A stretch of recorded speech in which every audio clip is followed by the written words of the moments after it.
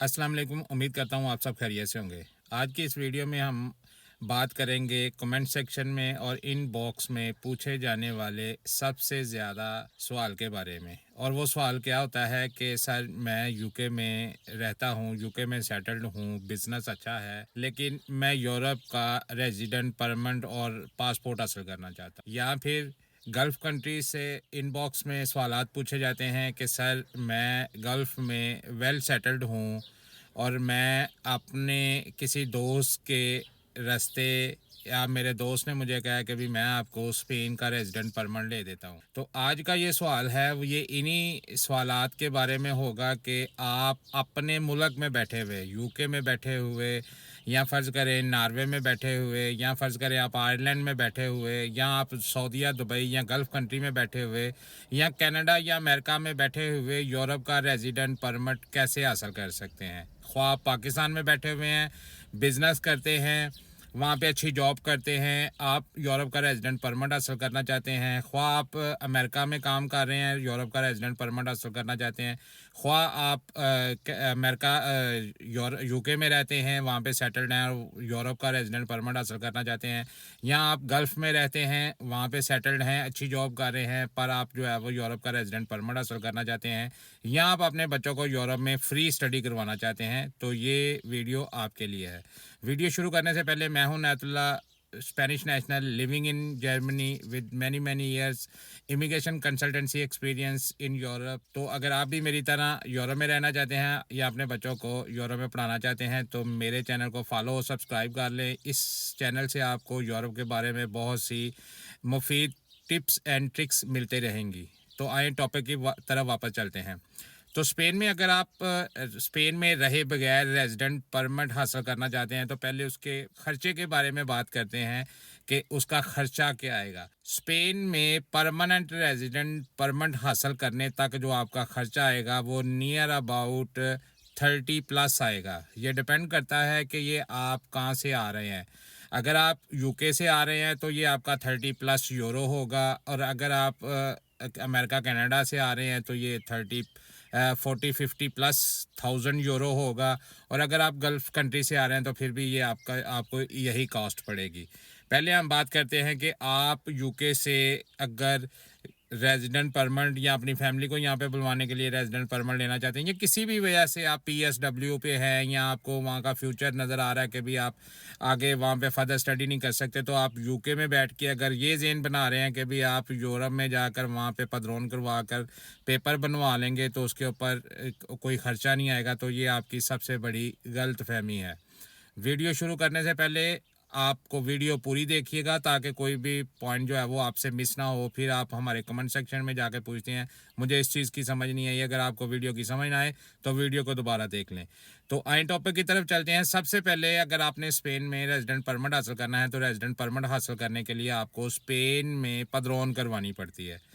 अब आप स्पेन में आके आपने पदरोन करवाई, आपने स्पेन में नहीं रहना, लेकिन आपको जो है वो वहाँ का प्रूफ चाहिए, प्रूफ ऑफ रेजिडेंस चाहिए।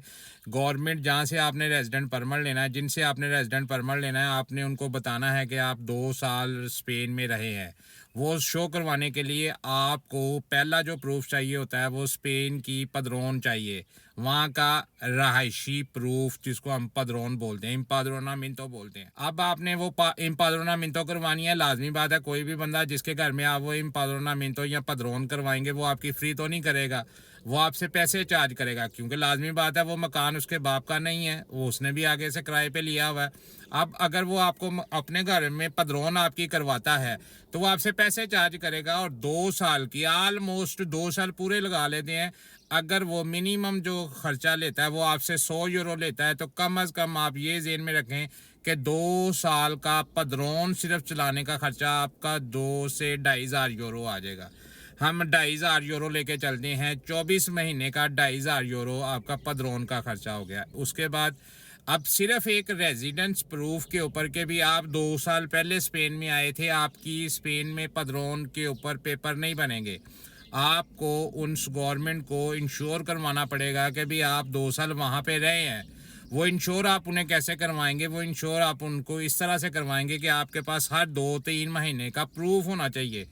आप स्पेन में रहे हैं, आप स्पेन में बीमार भी हुए हैं, आपने स्पेन में दवाई भी ली है, आप स्पेन में रहे हैं, आपने वहाँ पे कोई छोटी मोटी काम भी किया है। काम से मुराद के आपने वहाँ पे पैसे गेन करके आपकी फैमिली पाकिस्तान में, आपने कभी उनको महीने में 100-50 उनको भेजे हैं।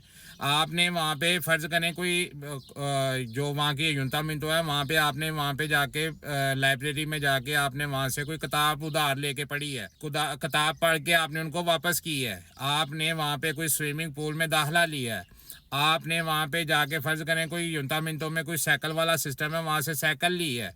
आपने वहाँ से फ़र्ज़ करें आप बस पे वहाँ पे आए गए हैं, किसी जगह पे आपने बस का कार्ड यूज़ किया है। ये चीज़ें जो हैं ये आपने उनको शो करवानी है कि भाई आपने वहाँ पे 2 साल गुजारे हैं।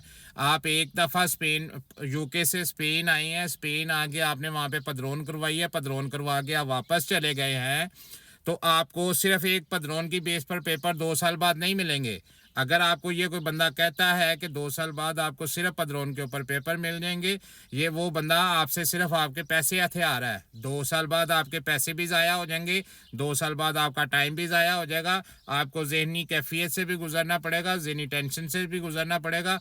क्यों कि जिस वक्त बंदा जो है वो एक उम्मीद लगा के बैठा हुआ होता है कि भाई 2 साल बाद मुझे पेपर मिल जाएंगे, और उसकी वो उम्मीद टूटती है तो उसको तकलीफ होती है। और अगर आप ये सोच रहे हैं कि 2 साल बाद आपका PSW ख़त्म होगा, 2 साल बाद आप PSW ख़त्म करके आप जो है वो स्पेन में जाके तो पदरोन आपने करवाई हुई है, वहाँ पे जाके आप पेपर आपके पास होंगे, आप वहाँ पे जाके काम कर लेंगे, पेपर नहीं मिलेंगे। मैं आज आपको बता रहा हूँ, एक प्रूफ जो रेजिडेंस प्रूफ है उसके ऊपर 2 साल बाद आपको पेपर नहीं मिलेंगे, पहली बात। दूसरी बात, अब आप फ़र्ज़ करें आप यूके में रहते हैं, आपने एक दफ़ा ये पदरोन करवा लिया, आपने पहले प्रूफ बनाए, फिर आप 2-3 महीने बाद फिर वापस आ गए, आप इस तरह करके आप साल में 3-4 दफ़ा यहाँ पे स्पेन में आए, यहाँ पर आके आपने अपने प्रूफ बना लिए, ठीक हो गया। अब आप जब भी आएंगे जहाज़ पे आएंगे, यहाँ पर आएंगे, खाएंगे पिएंगे, 1-2 दिन 3 दिन यहाँ पे रहेंगे, यूके में काम छोड़ के आएंगे, यहाँ पर आके प्रूफ बनाएंगे, यहाँ पे खाएंगे पिएंगे। चले हम एक विज़िट का 200 रुपया भी लगा लें, साल में आप 4 विज़िट करेंगे, 4 विज़िट का हम जो 2 साल का हम 1500 रुपया खर्चा लगा लेते हैं। अब 2 साल आपको 2 साल में आपने ये 1500 रुपया खर्चा ये कर लिया, 2500 यूरो जो है आपने जो है वो अपनी पदरोन का दे दिया, आपका टोटल जो है वो 4000 यूरो लग के तो 2 साल आपके गुजर गए।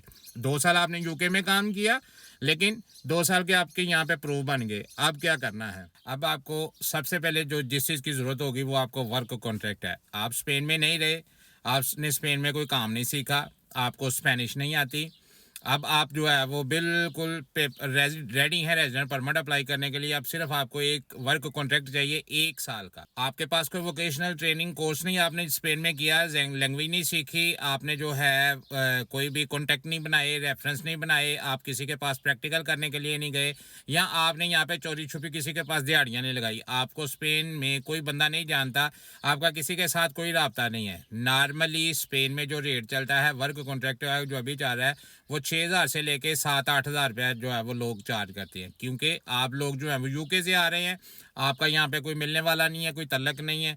अब आपके साथ क्या होगा? अब आपको यही जो कॉन्ट्रैक्ट 6-7 हज़ार रुपये का, ये आपको वो लोग जो है वो 10,000 रुपये का बेचेंगे। चले हम 10,000 रुपये का भी नहीं लगाते, हम 8,000 रुपये का लगा लेते हैं। 4,000 रुपये लगाकर आपने पदरोन और 2 साल के प्रूफ बनाए, अब 8,000 रुपये का एक और खर्चा आ गया कि भाई वर्क कॉन्ट्रैक्ट आपको ख़रीदना पड़ गया। चलें ठीक हो गया जी, हमने कोई बड़े तल्लकात इस्तेमाल किया, आपका कोई बड़ा अच्छा दोस्त है जिसने आपको जो है ये जो वर्क कॉन्ट्रैक्ट है ना, ये आपको उसने 8,000 रुपये का दे दिया। अब आपके पास 8,000 रुपये का वर्क कॉन्ट्रैक्ट भी हो गया, आपने 4,000 रुपये इन्वेस्ट भी कर दिया, 8,000 रुपये आपने ये भी लगा दिया। अभी भी मैं आपको ये बता दूं कि अभी भी आपके दिल में ये खौफ होगा कि यार मैं जिस दिन पेपर जमा करवाने जाऊंगा वो जो दफ्तर वाली है वो आपसे मेरे से ये नहीं पूछेगी कि आप 2 साल यहाँ पे रहे, आपको ज़ुबान भी नहीं आती। ये डर में आप रहोगे और ये डर आपकी तरह आपके अंदर होगा। बहरहाल अल्लाह अल्लाह करके आपने पेपर भी जमा करवा दिए, पेपर आपके पास हो गए, आपका टोटल 12,000 यूरो लग के आपको 1 साल का स्पेन का रेजिडेंट परमिट मिल गया। 12,000 यूरो लगा के 2 साल के बाद 3 महीने 4 महीने 6 महीने गुजरने के बाद तकरीबन 2.5 साल के बाद आप ये जेन में रखेंगे 2.5 साल बाद आपको 1 साल का रेजिडेंट परमिट मिल गया। क्या करेंगे इस 1 साल के रेजिडेंट परमिट का? 1 साल तो ऐसे गुजर जाएगा। अब आपने इसको रिन्यू भी करवाना है, और इसको रिन्यू करवाने के लिए 1 साल के रेजिडेंट परमिट को रिन्यू करवाने के लिए आपको कम अज़ कम 6 से 8 महीने टैक्स देना पड़ेगा। 6 से 8 महीने क्यों कह रहा हूँ कि कम अज़ कम 6 महीने टैक्स देंगे तो ये कार्ड रिन्यू होगा। 6 महीने टैक्स दे के आपने इस कार्ड को रिन्यू करवाने के लिए एक सांखेरिया में जमा करवाना है। 6 महीने जमा करवाएंगे तो 1 महीने से 1.5 महीने के दरमियान 30 से 45 दिन बाद, डिपेंड करता है कौन सी एक सांखेरिया है, वो इस पेपर को फावराबले करेगी कि भी ठीक है इसने इस बंदे ने इस 6 महीने के अंदर 6 महीने काम किया हुआ है, इसका कार्ड रिन्यू कर देते हैं। आपका फावराबले हो गया। 6 महीने से 1 महीना वो उसके दफ्तर में काम पे लग गया, 7 महीने का टैक्स चले गया। अब 1 महीना आपने फिंगर लगाने हैं। फिंगर लगा के जब तक कार्ड नहीं आएगा वो आप कॉन्ट्रैक्ट के पैसे देते रहेंगे। 1 साल का कार्ड रिन्यू करवाने के लिए आपको ऑलमोस्ट 8 महीने का टैक्स देना पड़ेगा।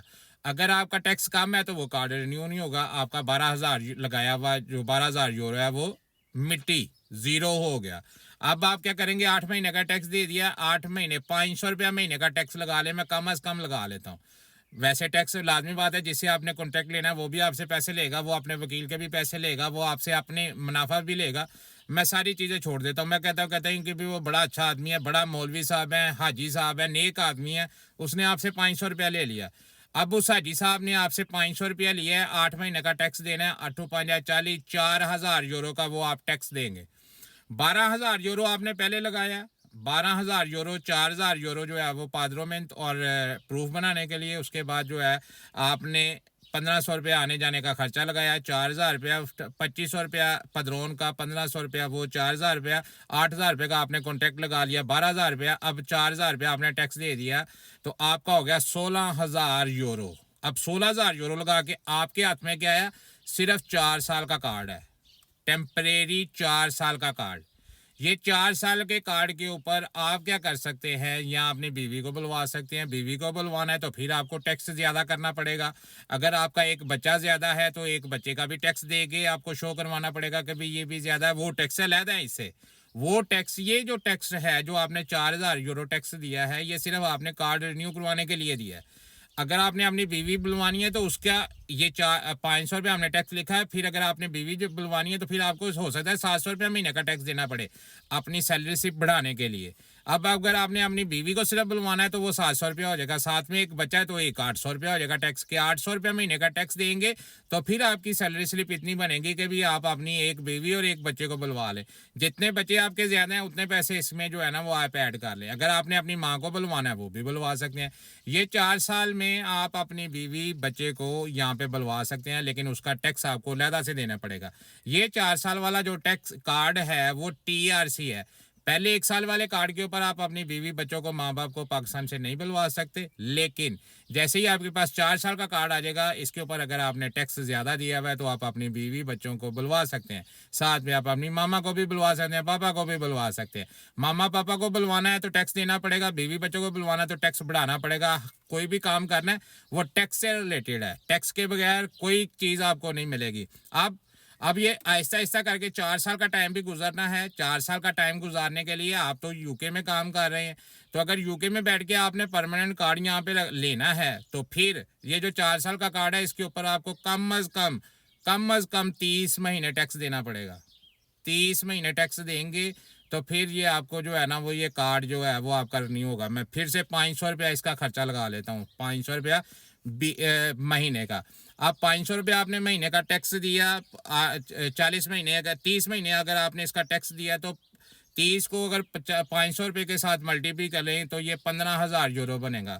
16,000 यूरो आपने पहले लगाया हुआ है, 15,000 यूरो आपने दोबारा 30 महीने का टैक्स देंगे। इसको जब PR में कन्वर्ट करेंगे, 30 महीने का टैक्स दे के जब इसको कन्वर्ट करेंगे PR में, तो PR हाथ में आने तक आपका ऑलमोस्ट 30 से 35,000 यूरो मिनिमम खर्चा आ चुका होगा।